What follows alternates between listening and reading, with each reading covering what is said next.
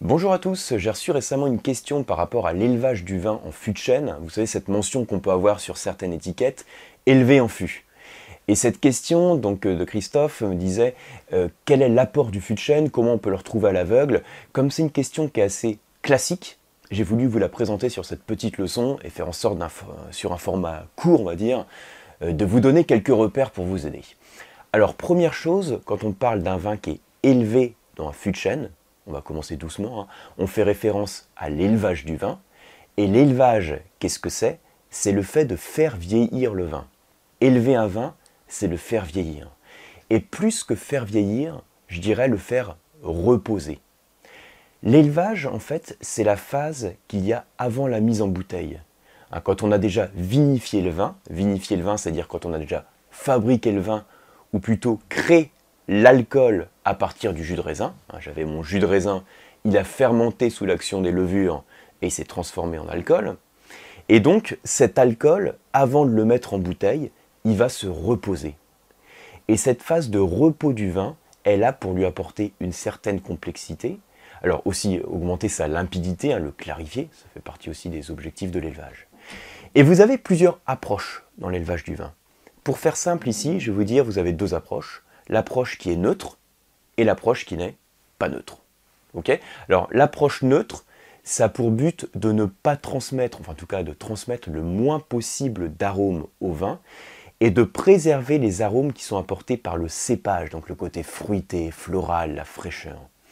Et l'élevage qui n'est pas neutre est là pour transmettre des éléments au vin.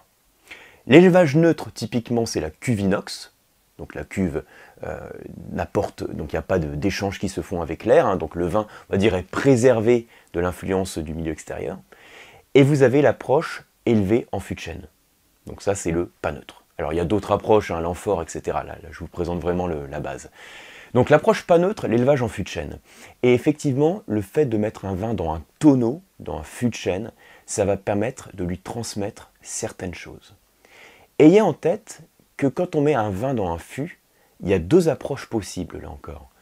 Ou bien on peut mettre le vin dans un fût qui est neuf, donc qui est neuf, c'est-à-dire qui vient d'être fabriqué, ou bien on peut le mettre dans un fût qui est vieux, donc un fût qui est déjà usagé, qui a déjà été utilisé pour d'autres cuvées.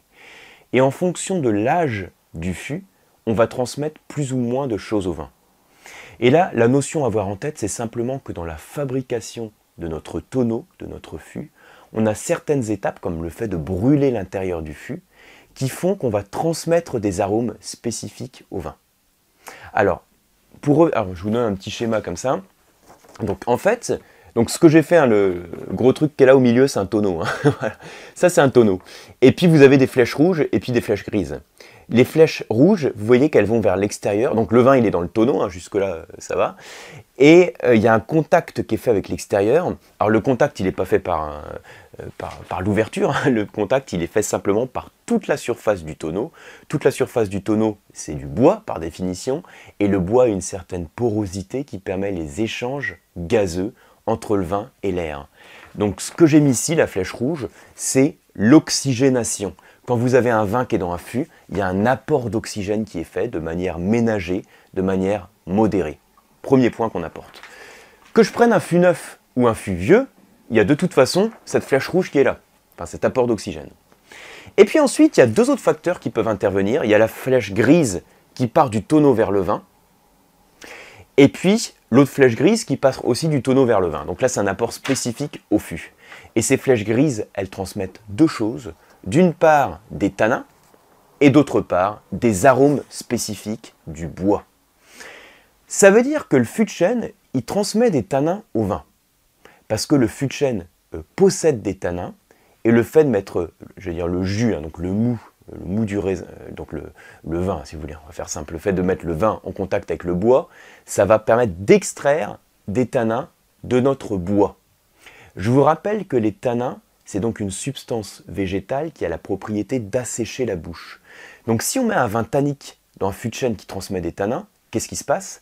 On va voir les tanins du vin et les tanins du bois qui s'associent, et cette association entre les deux ne va pas créer plus de tanins, comme on l'entend parfois, c'est-à-dire que ça va pas rendre le vin plus tannique, plus râpeux, plus astringent, plus asséchant en bouche.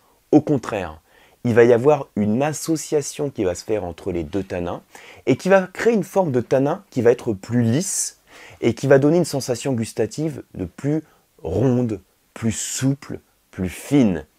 Donc l'idée à avoir en tête et qui est parfois contre-intuitive, c'est que le fait de mettre un vin dans un fût de chêne, certes, ça lui transmet des tanins, mais les tanins que ça lui transmet ne créent pas un vin plus tannique. C'est le truc qui n'est pas très intuitif, ça ne crée pas un vin plus tannique en bouche, au contraire, ça assouplit le vin. Ça crée un vin plus souple. Ça, c'est une première chose, donc c'est l'apport des tanins du bois. Et les arômes, ce sont des arômes spécifiques qui sont apportés par le fût et qui sont apportés aussi par le process de fabrication du fût. Quand on chauffe l'intérieur du fût, ça crée de nouveaux composés aromatiques qui ne seraient pas apportés simplement par le bois. C'est ce qu'on appelle les réactions de Maillard, dont je parlerai sur une autre leçon. Et donc, ces composés spécifiques au bois, ça va être par exemple les arômes de bois déjà, les arômes de vanille, mais aussi les arômes de brûlé, de toasté. C'est vraiment les arômes typiques que je vous cite là. Le bois, le grillé, le toasté, la vanille. Quand on sent ces arômes dans un verre de vin, c'est caractéristique d'un élevage en fût de chêne.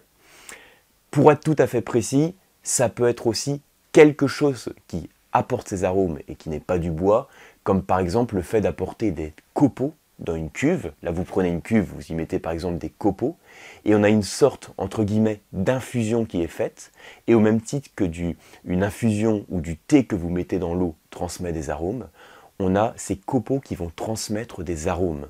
Ceci dit, les copeaux, c'est pas comme le tonneau. Il manque, même si on transmet les arômes, il va nous manquer le 2 et le 1, c'est-à-dire l'oxygénation, et les tanins éventuels. Donc on ne va pas avoir la même complexité. Donc l'élevage en fût de chêne va transmettre ces trois paramètres. L'oxygénation, qui permet une évolution des composés aromatiques du vin, la création de nouveaux arômes et plus de complexité.